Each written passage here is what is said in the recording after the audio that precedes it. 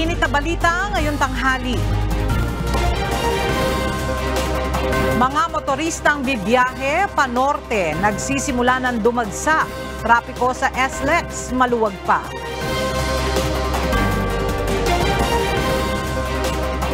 Mga biyahero sa mga bus terminal at pantala nagsisimula na ring magsidatingan. Ilang mall sa bansa pansamantalang sarado bukas at sa Biyernes. Biyahe ng PNR sa mga istasyon sa Metro Manila hanggang ngayong araw na lamang. Sa the Philippines, iginiit na patuloy na paiirali ng maximum tolerance sa West Philippine Sea sa kabila ng tumitinding harassment ng China sa mga barko ng Pilipinas. At Philippine Embassy sa Washington kinumpirma na walang Pilipinong nadamay sa gumuhong tulay sa Baltimore, Maryland. Magandang tanghali mga kasangbahay. Ngayon po ay araw ng Miyerkules, March 27, 2024 at una sa mga balita ngayong tanghali. Nagsisimula ng dumagsa ang mga motorista sa Balintawak Toll Plaza na bibiyahe pa norte ngayong long holiday. Kasabay nito ay dumarami na rin ang mga motorista na nagpapakabit ng kanilang RFID stickers. At mula sa Balintawak Toll Plaza, alamin natin ang latest kay Nestor Torres live. Nestor, mahaba na ba ang traffic dyan sa NLEX? At makapal at bulto na ang mga sakyan ngayon sa kahabaan ng North Luzon Expressway. Partikular na tinututukan ay ang may kawayan na Marilao at Bukawe, Bulacan.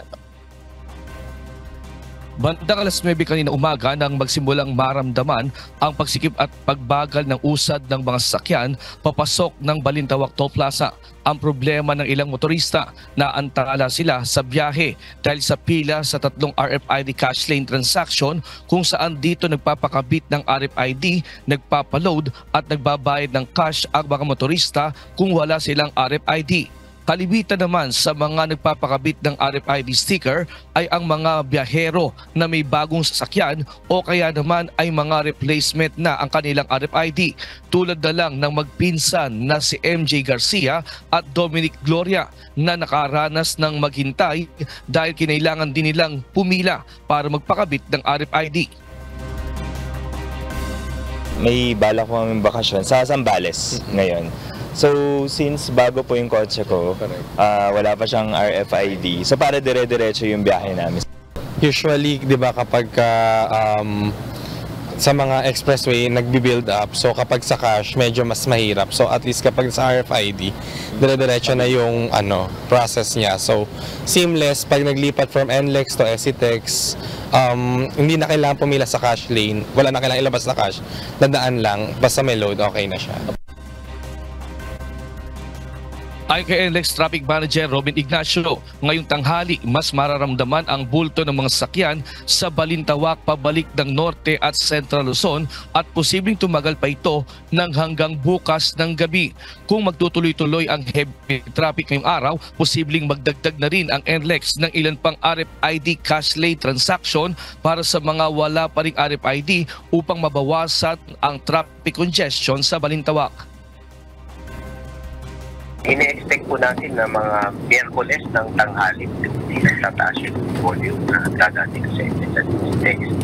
Hanggang gabi na po yan, and then madaling araw ng Thursday hanggang hapon din ng Thursday, yun, mataas pa rin po ang volume natin. Sa ngayon, nakadeploy na ang nasa 1,500 NLEX personnel sa NLEX at SCTEX, partikular dito sa Balintawak Toll Plaza, kung saan inaasahan ang bulto ng biyahero. Nakabantay at naka-assiste naman ang mga marshal at patrol personnel para i-guide ang mga driver sa RFID cash transaction. Sakali namang magkaberya sa daan, maaari lang tumawag sa NLEX hotline na 02-135,000. In case of emergency, tuloy naman ang pre-towing para sa Class 1 vehicle sa mga masisiraan ng sasakyan malapit sa NLEX Toll Plaza. Ella, kung mapapansin mo dito sa Balintawak Top Plaza, sa aking likuran ay mahaba na yung bila ng lugar doon sa RFID cash transaction. Marami pa rin kasi ang ating mga kababayan na pumipila at naghahabol para magpakabit ng RFID at magpa-replace ng kanilang RFID. At isa din sa nagiging problema dito kaya nagkakaroon ng build-up ay dahil mga walang load yung kanilang RFID. Kaya payo ng NLEX Management, mas maganda loadan ang kanilang RFID ng mas mataas na presyo na kumbaga para wag naman silang maantala sa pila. At base din sa report ng NLEX First Management, wala namang naitala na malubhang kumbaga aksidente, major accident dito sa kahabaan ng North Luzon Expressway. Maliban na lang doon sa mga minor accident, yung mga rear end collision ng mga nagkasagian ng mga sasakyan. At yan munting latest live mula dito sa Balintawak. Balik sa iyo, Ella. Nestor, meron bang pwedeng magpakabit ng RFID hindi dyan sa NLEX para hindi na pumila pa dahil sabi mo nga mahaba na ang pila ng mga kumukuha ng RFID? Marami namang pwede silang magpakabitan ng RFID. Pwede naman dun sa mga itinalaga na mga customer service at maging doon sa mga gasoline station. Dito sa kahabaan ng NLEX, meron silang mga booth na matatagpuan at pumunta lang sila doon sa mga gasoline station at meron ding napupuntahan sila para makabitan ng RFID, partikular doon sa customer service sa mga toll plaza kung saan. Alright, maraming salamat, Nestor Torres. Nakararanas na ngayon ng unti-unting pagbigat ng trapiko sa South Luzon Expressway. Ngayong nagsisimula ng bumiyahe patungong probinsya ang ilan nating mga kababayan. Mula sa Cabuyao, Laguna, makibalita tayo kay Benedict Samson live. Benedict, kumusta na yung traffic situation dyan sa SLEX? Magandang umaga, Agamas.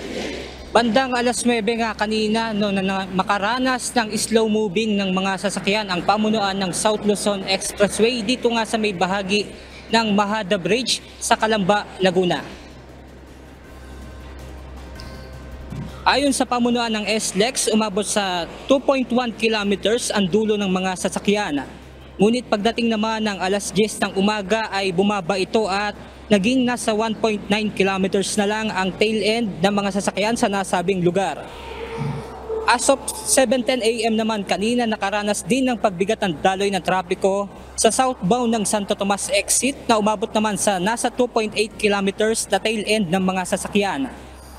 Muli namang nagpaalala ang SLEX Management na tiyaking may sapat na load ang RFID upang maiwasan na rin ang abala sa mga toll plaza. Mamaya inaasahan pa ang mas mabigat na daloy ng trapiko lalo't half day na lang ang pasok ng mga nasa government offices. Aga nandito tayo ngayon sa Cabuyao, Laguna at dito naman sa ating lugar ay all light traffic naman yung daloy ng trapiko sa parehong north at southbound ng SLEX. At yan muna ang ating update mula rito sa Cabuyao, Laguna. Balik sa inyo dyan, Aga. Okay, maraming salamat, Benedict Samson. Bagaman ito na ang huling araw bago ang opisyal na pagsisimula ng long holiday, kakaunti pa ang bilang ng mga pasaherong dumarating sa Ninoy Aquino International Airport o NAIA. Hindi pa rin masyadong mahaba ang pila sa mga check-in counter. At mula sa NAIA Terminal, makibalita tayo kay Jed Neresina live. Jed, ano na ang latest dyan sa NAIA? Ella, unti-unti nang dumarating ang mga pasahero rito sa NAIA Terminal 1 departure area ngayong araw. Nagsisimula na rin ang pila ng mga pasahero sa mga check-in counters. Ngunit mabilis ang usad ng pila rito, Ella, kaya hindi matagal ang pag-aantay ng mga biyahero nga alis sa bansa. Magandang balita rin na wala pang naitatalang kanseladong mga biyahe at nakaalis ayon sa schedule ang mga naunang biyahe ng eroplano rito sa NAIA. Ella, wala pa rin naitatalang aberya kaya magaan ang prosesong binaraanan ng mga pasahero rito sa paliparan. Inaasahan nga ng Manila International Airport Authority o MIAA ang nasa 1 milyong pasaherong papasok at lalabas ng NAIA hanggang March 31, kaya pinapayuhan pa rin ang mga babiyahe na maagang pumunta sa paliparan na kung maaari na 2 hanggang 3 oras bago ang nakatakdang flight. Ito ay para makaiwas sa mga hindi inaasahang abala na maaaring mangyari bago ang kanilang biyahe. Ayan muna ang update dito sa NAIA. Balik sa iyo, Ella. Jed, gaano katotoo yung balita na narinig ko kanina na may mga pasahero dyan na wala na daw maupuan kaya yung iba nakaupo na sa lapag? Yes, Ella, kasi sa Terminal 3, binalita na aalisin na yung ilang mga upuan para maiwasan yung mga nakatambay doon sa Terminal 3. Pero sa ngayon, Ella, okay pa naman po yung mga pasahero na nag-aantay rito. Alright, maraming salamat, Jed Neresina. Abiso sa mga commuters, pansamantalang suspindido ang biyahe ng MRT3 at LRT2 simula bukas March 28, araw ng Huwebes. Sa abiso ng MRT Management, hanggang ngayong araw na lamang ang biyahe ng kanilang mga tren upang bigyang daan ang gagawing annual maintenance sa buong linya. Hanggang ngayong araw na lamang rin ang biyahe ng LRT2 kung saan mas maagang magsasara ang linya mamayang gabi. Babiyahe ang huling tren ng LRT2 sa Antipolo at Recto stations ng hanggang alas 7 ng gabi lamang. Samantala, wala nang biyahe ngayong araw ang LRT1 upang masimulan ang gagawing annual maintenance sa linya ng tren. Muling babalik sa normal ang operasyon ng MRT, LRT1 at LRT2 sa Lunes, April 1. Paalala naman sa mga commuter ng Philippine National Railways, hanggang ngayong araw na lamang ang huling biyahe ng PNR para sa mga istasyon ng tren sa Metro Manila. Nauna nang inianunsyo ng management ng PNR ang pansamantalang pagsasara ng mga istasyon sa Metro Manila upang bigyan daan ang gagawing konstruksyon ng North-South Commuter Railway Project. Tatagal ang tigil operasyon ng PNR sa loob ng 5 taon. Sa kabila nito, maglalaan naman ang pamahalaan ng bus augmentation upang maserbisyohan pa rin ang mga apektadong pasahero. Para sa kumpletong impormasyon ng biyahe ng bus augmentation, bisitahin lamang ang official Facebook page ng PNR at LTFRB. Paalala sa mga pasaherong sumasakay ng Pasig River Ferry System, half-day lamang po ang kanilang operasyon ngayong araw at wala na pong biyahe simula ngayong hapon. Nauna nang iniabiso ng management ng Pasig River Ferry System na wala silang operasyon mula March 28 hanggang March 30. Muling babalik ang kanilang normal na operasyon sa Lunes, April 1. Pansamantalang magsasara ang ilang mga mall sa bansa simula bukas, March 28 at March 29. Sa abiso ng SM Supermall, sarado ang lahat ng kanilang mga mall bukas at sa Biyernes, maliban na sa SM By the Bay, SM Baguio at SM Puerto Princesa. Sarado rin ang lahat ng Ayala Malls mula bukas at sa Biyernes. Samantala, mananatili namang bukas ang karamihan ng branches ng Robinsons Mall sa kabila ng long holiday. Para sa kumpletong detalye ng mall operations, maaaring bisitahin ang kanilang official social media accounts. Pinirmahan kahapon ni Manila Mayor Hani Lacuna Pangan ang Executive Order No. 9, Series of 2024 o ang pagpapatupad ng liquor ban mula March 28 to 29. Ito ay upang bigyang daan ang mga aktibidad ngayong long holiday. Nakapaloob dito ang pagbabawal ng pagbebenta ng anumang nakalalasing na inumin mula sa 500-meter radius na mga simbahan sa Maynila. Mahigpit itong ipatutupad ng lungsod at binigyan na rin ng direktiba ang mga law enforcement at Manila Police District. Fully book na ang biyahe ng ilang mga bus sa Parañaque Integrated Terminal Exchange na patungo ng Bicol. Sa ngayon ay unti-unti na ring nagsisidatingan sa PITX ang mga pasaherong bibiyahe patungo ng probinsya. Mula sa PITX, makibalita tayo kay JP Nunez Live. JP, ano yung pwedeng gawin ng mga pasahero kung fully book na yung mga biyahe sa probinsya na kanilang pupuntahan? Kapag fully book na yung biyahe doon sa probinsya na kanilang pupuntahan, pwede silang maghintay ng mga bus unit o karagdagang bus unit na ipapadala ng mga bus company. Pwede rin naman sila na maghanap ng ibang biyahe na doon sa ibang mga bus company na pupunta din doon sa probinsya na kanilang uuwian. May ilang biyahe na papuntang Daet ang fully book na sa isang bus company dito sa Parañaque Integrated Terminal Exchange o PITX. Dito sa PITX, karaniwang nagiging fully book ang mga biyahe papuntang Bicol dahil dyan din dumadaan yung mga patawid ng Visayas. Ayon sa management ng PITX, agad naman silang nakikipag-ugnayan sa mga bus company para makapag-deploy ng dagdag na unit ng bus. Kakailanganin lang na maghintay ng mga pasahero sa ipapadalang bus para makasakay pa rin sila. Kaninang umaga, mas marami ng pasahero ang dumadagsa dito sa PITX. Alas 11 kanina, nasa higit 50,000 passengers na ang naitatala, mas mataas kaysa sa naitala kahapon. Inaasahan na aabot sa 150,000 passengers ang pwedeng maitala ngayong araw. Full force naman ang mga pulis na nagbabantay sa loob at labas ng terminal para sa pagpapanatili ng kapayapaan at seguridad. Nag-iikot din ang mga K9 unit para magsuri ng mga bagahe ng mga pasahero. May mga nakaabang din ng mga bumbero sakaling magkaroon ng sunog, lalo na ngayong mainit ang panahon at pwede rin silang magsilbing first aid responders.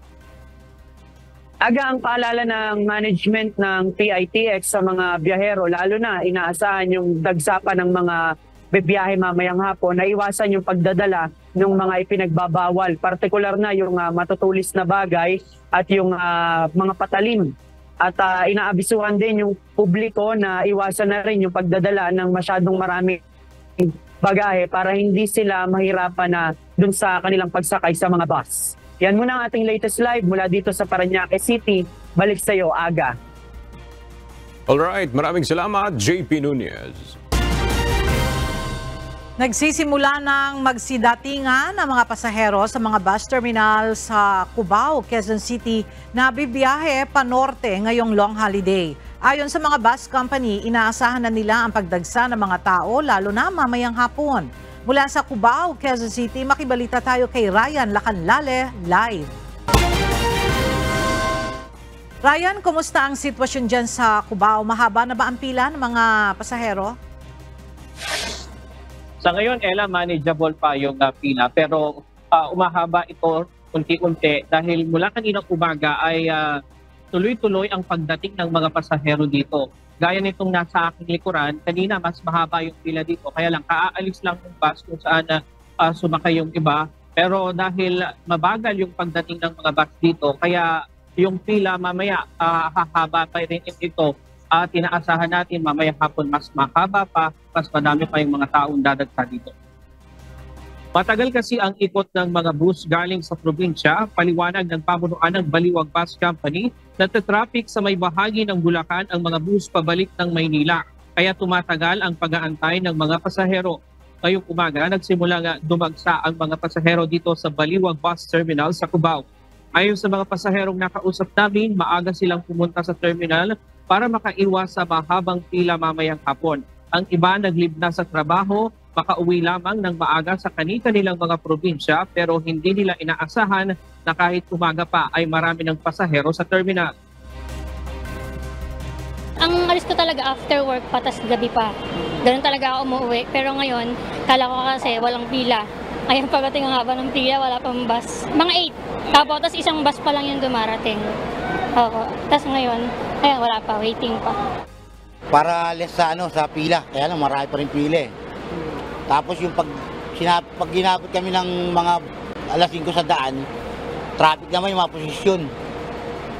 Kaya traffic, kaya inaagahan namin. Ayon sa bus company, sapat daw ang kanilang mga bus ngayon. Mayroon na rin silang 20 bus na binigyan ng special permit na bimabiyahe na simula pa kahapon. Pero dahil naantala ang mga pabalik na bus galing sa probinsya, tumatagal ang mga pasahero sa kanilang paghihintay kaya umahaba ang pila. Mamayang hapon, inaasahang mas marami pa ang pasaherong daragsa dito sa Cubao at magtutuloy yan hanggang sa araw ng bukas. Sa Biyernes, half day lamang itong Baliwag Bus at sa araw ng Sabado at Linggo, balik sa normal na ang kanilang operasyon. Kanina, Ella, nag-ikot din kami sa ibang mga bus company dito sa may Cubao at sa ngayon normal pa rin ang kanilang mga ang dagsa ng mga tao pero tuloy-tuloy na yan. Pero mamayang hapon nga ay inaasahan na mas maraming mga pasahero ang dadagsa sa mga bus terminal dito dahil tatapusin pa ng iba ang kanilang mga trabaho sa opisina. Yan muna ang latest mula dito sa Cubao. Balik tayo, Ella. Maraming salamat, Ryan Lacanlale. Kakaunti pa ang bilang ng mga pasahero sa Manila North Port Passenger Terminal ngayong araw. Sa ngayon ay maayos ang schedule ng biyahe ng mga barko at mahigpit ring naipatutupad ang seguridad sa pantalan. Mula sa Manila North Port Passenger Terminal, makibalita tayo kay Dante Amento live. Dante, kamusta yung biyahe ng mga barko dyan sa Manila Port? Yes, Aga, sa ngayon, batay sa ating nakuhang impormasyon, wala namang delay o kanselasyon at tuloy na nga yung biyahe ng barko ngayong araw at basay sa abiso ng Tugo Shipping Company ay isa lang naman, Aga, yung biyahe ng barko ngayong araw. Yan ay mamayang alas 9 ng gabi.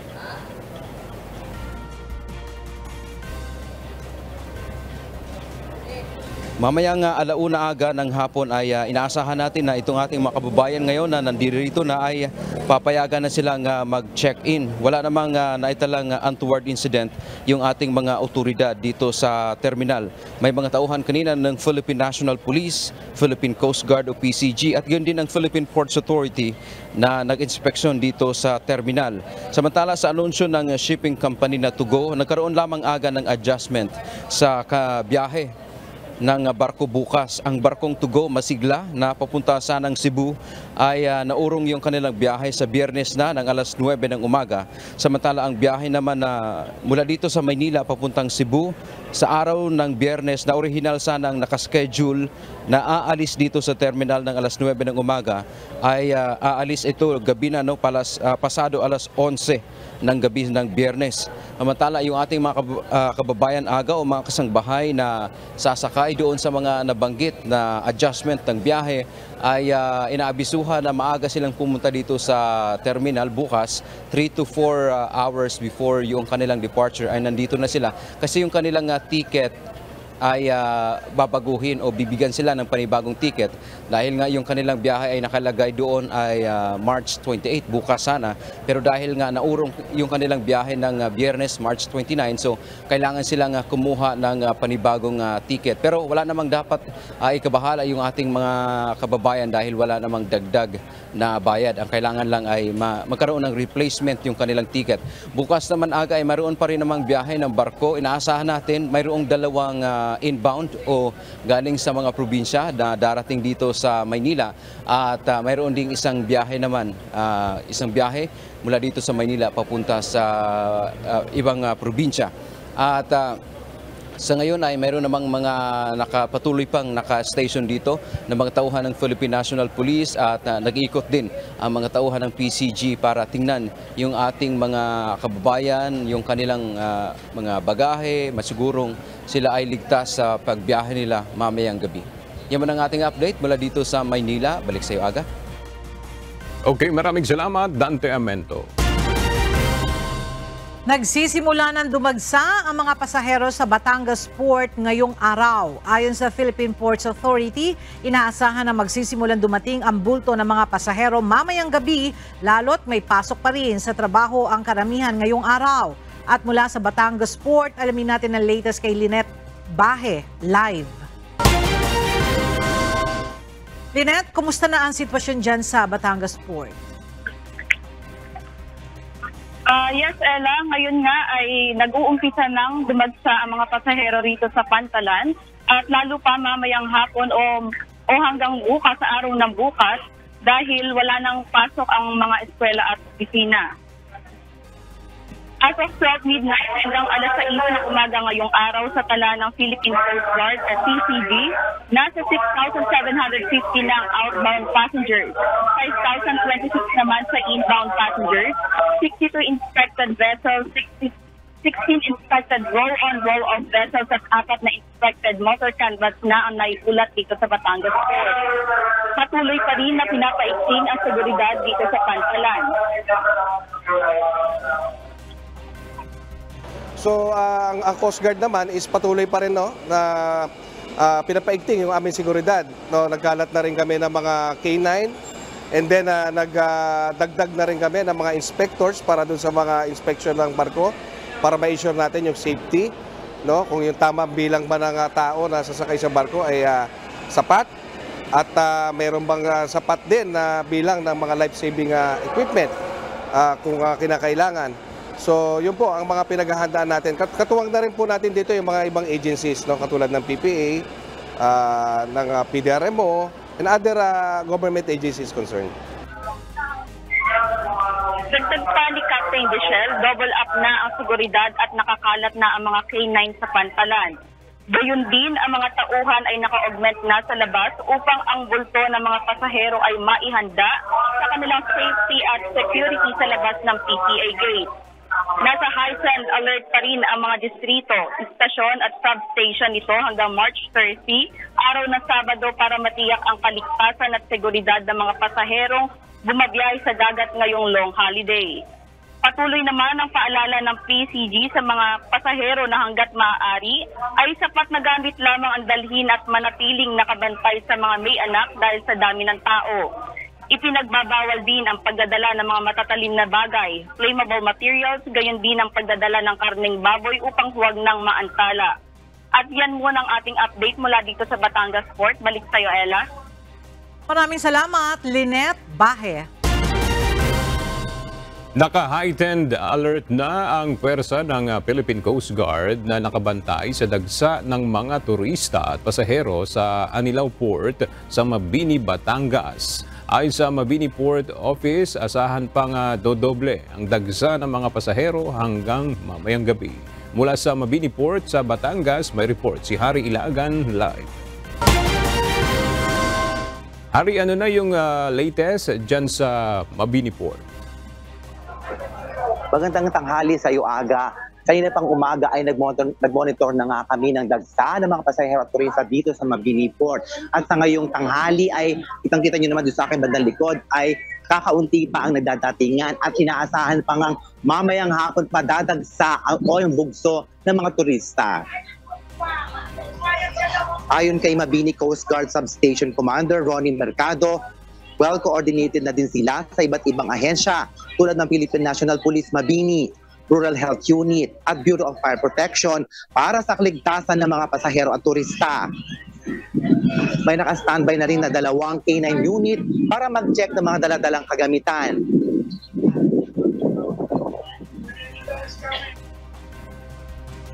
Ang pamunuan po ng Coast Guard ay nagdeklara po ng heightened alert mula po noong ika-24 ng Marso at magtatapos po ito hanggang ika-31 po ng Marso. Ipinagbabawal pa din ang pagdadala ng matulis at matalim na bagay tulad ng kutsilyo at ice pick, mga flammable materials, at ipinagbabawal pa din ang pagdadala ng mga ipinagbabawal na gamot para hindi maantala ang kanilang paglalayag. Dagdag pa ni Commander Mercado, sa ngayon ay hindi na tumatanggap ng mga turistang walang online transient booking ang Tingloy government upang maiwasan ang congestion sa mga pantalan at mga beach resort.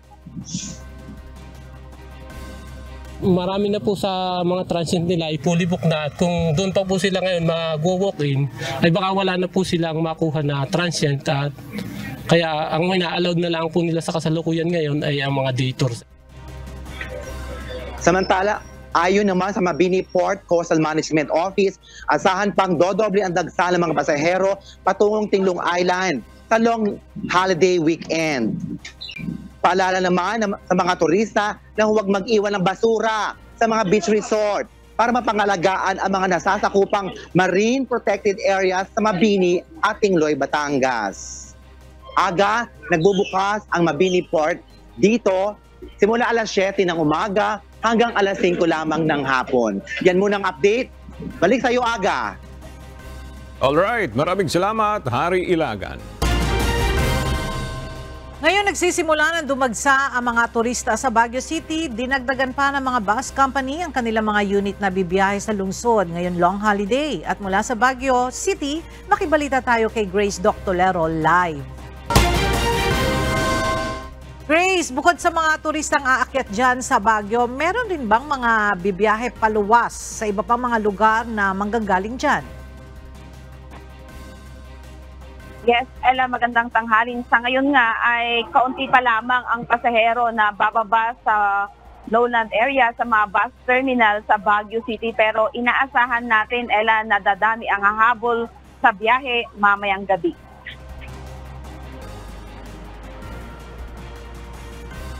Inaasahan ng mga bus company na magsisimulang dumami ang biyahero ngayong araw. Kaya naman ang ilang bus company nagdagdag na ng units sa dating 124 na regular units na bumabiyahe sa Baguio. Magdadagdag na sila ng 11 unit na may special permit sa buwan ay 135 ng bus ang bumabiyahe para sa long holiday. Iigtingan naman ng iba't ibang ahensya ang pagbabantay sa mga terminal para masiguro ang kaligtasan ng mga bibiyahe. Double effort naman ang mga bus company upang matiyak na roadworthy pa rin ang kanilang mga sasakyan kahit pa sunod-sunod ang biyahe. May sapat din na pahinga ang mga empleyado ng mga bus company, pangunahin ang mga driver at konduktor. Samantala, pinag-iingat ng lokal na pamahalaan ang mga turista o bibisita sa lungsod sa mga accommodation scammers dahil sa inaasahang pagdagsa ng mga magbabakasyon sa summer capital ng bansa. Ayon sa Hotel and Restaurant Association of Baguio, nasa 90% na occupancy rate ng mga hotel accommodations sa lungsod at inaasang fully booked na sa Huwebes hanggang Sabado, March 28 to 30. Bago magbayad ng reservation fee o down payment sa tutuluyan ay maiging tiyaking lehitimo ang transient o ins na tutuluyan. I-check sa official website ng lungsod na visita.baguio.gov.ph. Samantala, ilan sa mga dapat tandaan sa pamamasyal sa Baguio ay ang disiplina sa basura na huwag iiwan o itatapon kung saan-saan. Bawal rin ang paninigarilyo sa mga public places. Sumunod sa mga parking ordinances, pagtitipid ng konsumo sa tubig at kuryente habang nasa mga accommodation establishment. Hinihikayat din ang mga magbabakasyon na kung may sariling sasakyan ay iwan na lamang sa accommodation establishment at tangkilikin ang public transportation ng lungsod. Bukod sa magandang ehersisyo ang paglalakad, mas ma-enjoy din ng mga turista ang kanilang pamasyal at ma-explore ang maliliit na restaurants na nag-o-offer ng abot-kaya at masasarap na putahe. Ella, una nang nagpaalala ang lokal na pamahalaan ng Baguio na asahan na rin ang masikip na daloy ng trapiko sa long holiday. Yan muna ang balita mula dito sa Baguio City. Balik sa'yo, Ella. Maraming salamat, Grace Doctolero. Ipinagpaliban ang nakatakdasan ng retirement honors ni PNP Chief Police General Benjamin Acorda Jr. at change of command ceremony sa Campo Crame kaninang umaga. Ito'y matapos na makatanggap ng mensahe ang PNP mula sa palasyo na hindi ito matutuloy ngayong araw. Mula sa Camp Crame, may report si Leia Ilagan live. Leia, may petsa na bang ibinigay kung kailan i-reschedule yung retirement honors ni General Acorda at may nabanggit bang dahilan bakit hindi ito natuloy? Magandang tanghali sa iyo, Aga. Itinakda ito sa April 1 sa Lunes. Hindi na aga nagbigay ng rason ang PNP kung bakit inurong ng palasyo ang retirement ni PNP Chief Police General Benjamin Acorda Jr. at ang change of command ceremony na sana ay kaninang umaga gagawin. Pero hanggang ngayon kasi, Aga, ay wala pa ring inilalabas na pangalan ang palasyo sa kung sino ang magiging kapalit sa pwesto ni General Acorda. Ang malinaw lang ay ilang araw nang naghahanda ang Campo Crame para sa turnover ceremony. Magtatapos kasi ang ekstensyon ng termino ni Chief PNP sa March 31 sa araw ng Linggo. At dahil nga bukod sa weekend ito at holiday pa, sinabi ni Chief PNP na dalawa ang petsa na ikino-ordinate ng PNP sa Malacanang. Ang isa ay ngayong araw sana, March 27 bago ang holiday, at ang isa naman ay sa April 1 sa Lunes makalipas ang holiday. Sa ngayon aga ay marami ang nag-aabang kung sino ang mapipili ng Pangulo sa mga opisyal na lumulutang ang pangalan na maaaring maging susunod na pinuno ng pambansang pulisya. Si General Acorda ay nanungkulan sa PNP ng 11 buwan matapos ang termino ni dating PNP Chief Police General Rodolfo Azurin Jr.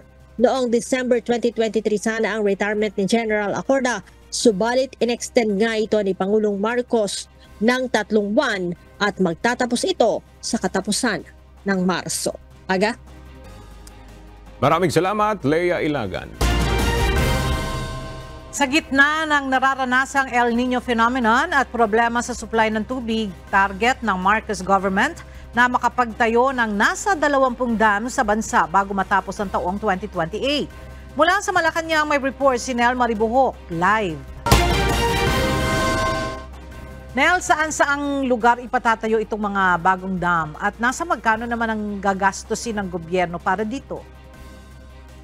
Yes, Ella, may mga inaasahan na matatapos na konstruksyon ng malalaking dam pagsapit ng 2028. Kabilang na dito ang 8.6 billion pesos na Tumawini River Multipurpose Project sa Isabela, ang 19 billion pesos Panay River Basin Integrated Development Project sa Iloilo, ang 22.7 billion pesos na Ilocos Norte, Ilocos Sur Abra Irrigation Project 2 at Ilocos Sur Trans-Basin Project. Ayon kay National Irrigation Administrator Eduardo Guillen, base na rin sa naging posisyon ni Pangulong Ferdinand Marcos Jr., malaking tulong ang pagtatayo ng malalaking dam sa bansa. Of course, number one, flood control siya. Pangalawa ay irrigation. Meron po siyang hydropower din, merong aquaculture, merong bulk water, and yung mabuong lake doon, pwede ring floating solar, pwede ring tourism.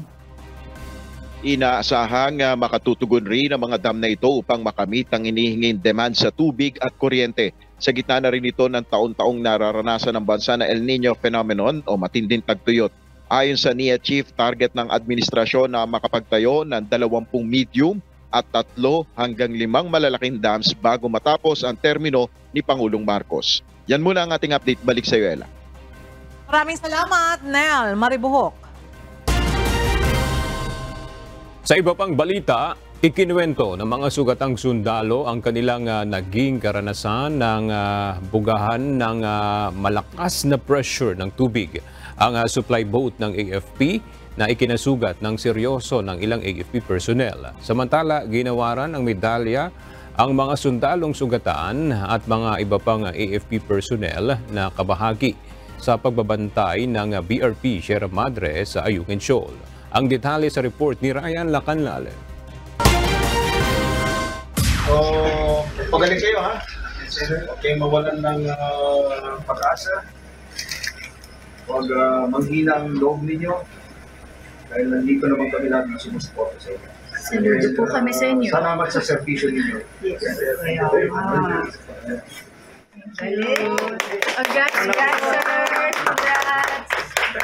Nagpapagaling pa rin sa ospital ang 3 tauhan ng Armed Forces of the Philippines na nagtamo ng seryosong mga sugat sa nangyaring pagbomba ng tubig ng Chinese Coast Guard noong Sabado sa Unay sa May 4 ang supply boat na ginamit ng AFP sa Ayungin Shoal.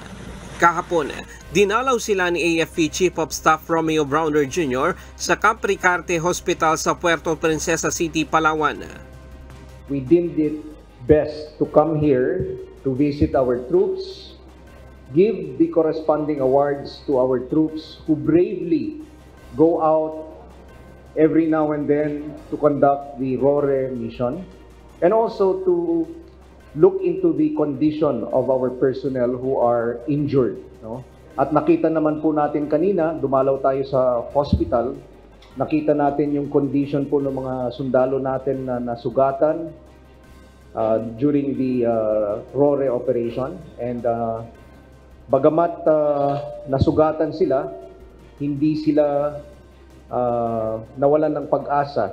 Dito ibinahagi ng mga sundalo ang takot na kanilang naranasan para sa kanilang buhay noong Sabado nang sa unang pagkakataon ay naranasan nila ang ganoong kalakas na pressure ng water cannon ng Chinese Coast Guard. Anila, sanay na sila sa mga pangaharas ng China sa kanila sa tuwing nagsasagawa ng RORE mission. Pero ito na ang pinakamalalang ginawa sa kanila ng Chinese Coast Guard na kanilang naranasan. Ang nangyari po sa inyo, parang blood for Junius yung mic. kanya-kanyang tago. Nag-iwalay na kami kasi may nagarito, kaya talaga. Okay, hindi nyo po na parang tutuloy na lang kami. Tuloy po na naramdaman namin. So, hindi talaga biro. Okay. Hindi na bago sa inyo to, pero would you say na yun na yung the worst talaga na na-experience nyo? Nagtamo ng mga sugat sa ulo, mukha at kamay ang mga sundalo na kinailangan pang tahiin. Ayon sa mga sundalo, nakahanda pa rin silang bumalik sa West Philippine Sea upang bantayan ang teritoryo ng bansa kapag sila ay gumaling na. Ginawa ng 3 sundalo at 4 na iba pa na nasugatan rin sa RORE mission ng Wounded Personnel Medal at Military Merit Medal at interim naman ang iba pang sundalo na kabilang sa mga nagbabantay sa BRP Sierra Madre. Tutulungan din sila ng AFP para sa kanilang mabilis na paggaling. Financially, meron din continuous medical support to them. Yung mental health is also something that we are looking into. Meron na rin nakaprograma dyan to talk to them, to counsel them about what happened. Ayon sa AFP, hindi lang ito ang pinakamapanganib na hakbang na ginawa ng China laban sa mga supply boat ng Pilipinas, kundi ito na ang unang pagkakataong tinangka nilang tuluyang harangin ang resupply boat na makadikit sa BRP Sierra Madre. At yun nga yung report natin, yung number of PSI o yung pressure ng water was enough to throw one of our personnel yung tinamaan dun sa hospital, no? Nakita natin kanina, tinamaan siya, solid yung pagkatama sa kanya, and he was thrown. Mabuti na lang merong wall dun sa tumama, no? Dun sa dingding ng ating unay sa may 4 boat. Kung wala po yung dingding na yon, he could have been thrown overboard, no? Sa lakas ng water cannoning na yan. Ang pagdalaw ni General Browner sa mga sundalo ay upang matiyak na mataas pa rin ang moral ng AFP personnel sa kabila ng panghaharas ng China. But ang gusto lang namin ipaabot sa ating mga kababayan ay tuloy-tuloy po kami na maglilingkod sa ating mga kababayan dahil tayo pong mga Pilipino ay hindi tayo papayag na hindi tayo makapaglayag dun sa ating exclusive economic zone. Dito nga nakasulat, di ba? Nakasulat dito sa taas, no? The Philippines will not be deterred. Ryan Lacanlale, UNTV News and Rescue. Diyos ang aming sandigan, serbisyo publiko ang aming pinahahalagahan. Iginiit ng Armed Forces of the Philippines na patuloy nilang paiiralin ang maximum tolerance sa West Philippine Sea sa kabila ng tumitinding harassment ng China laban sa mga barko ng Pilipinas sa pinagtatalunang teritoryo. Ayon kay AFP Chief of Staff General Romeo Browner Jr., mananatili ang pagtalima ng mga sundalo ng Pilipinas sa international laws. Bilang isang bansa, sinabi ni General Browner na marapat lamang na sumunod tayo sa international rules-based order. Sa kabila ng ginagawang pangaharas ng China, iginiit ng AFP na manatiling susunod sa batas ang Pilipinas.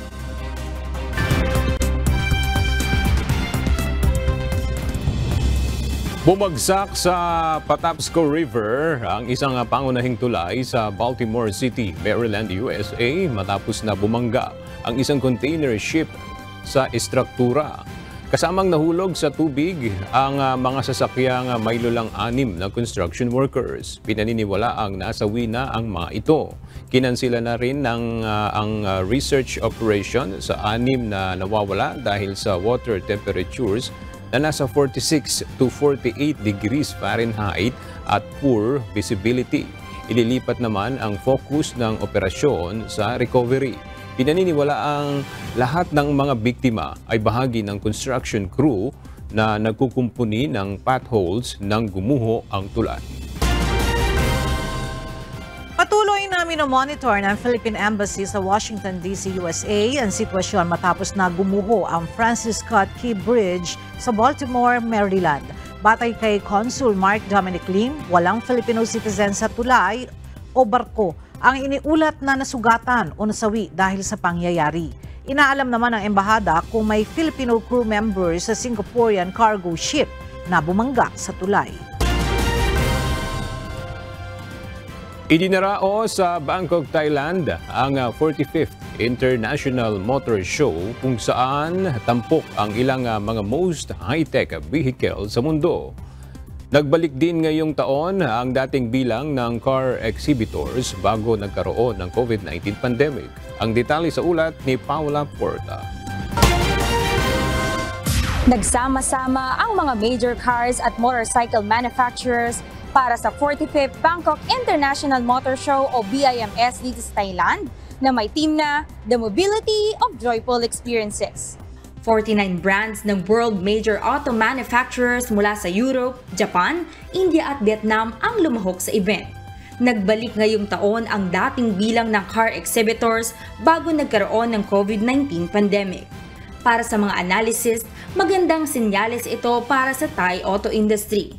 May lawak na 60,000 square meters to 76,000 square meters ang exhibition space sa Impact Mongtong Tani. Araw naman ng Miyerkules, March 27, nakatakda na itong buksan sa publiko. Spotlight sa motor show ang latest models ng pinakamalaking automobile maker sa mundo.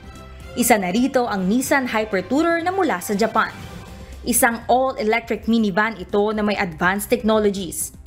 Kabilang na ang autonomous driving at vehicle-to-everything o V2X functionality. Mayroon itong LED floor, 360-degree floating seats at biosensing tech. Hyper-Tourer is for the that we customize for the future customer trend that like going to be aging society. That is for the elder people or those who want to travel in the group. So of course, it's packed with like, a lot of technology. Hindi rin pahuhuli sa pagiging scene stealer ang Vision 111 ng Mercedes-Benz. May extraordinary exterior ang automotive innovation, pangmalakasan din ang gawing doors nito. Itinuturing din itong kauna-unahang sports car sa mundo na may lounge interior.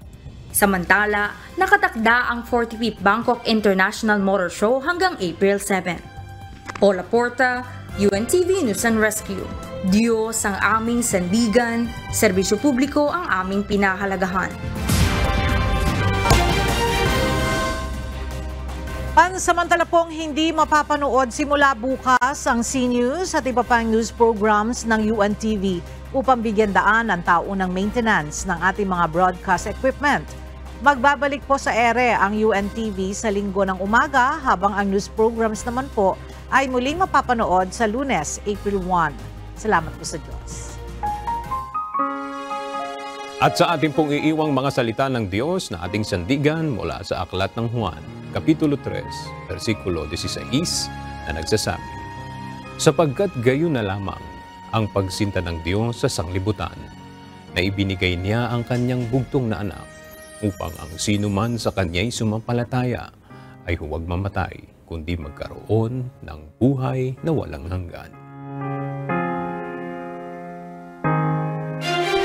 At yan ang mga balitang aming tinutukan at inaksyonan dahil sa aming pagbabalita, una ang pagkalinga sa kapwa. UNTV News, may balita saan mang panig ng daigdig.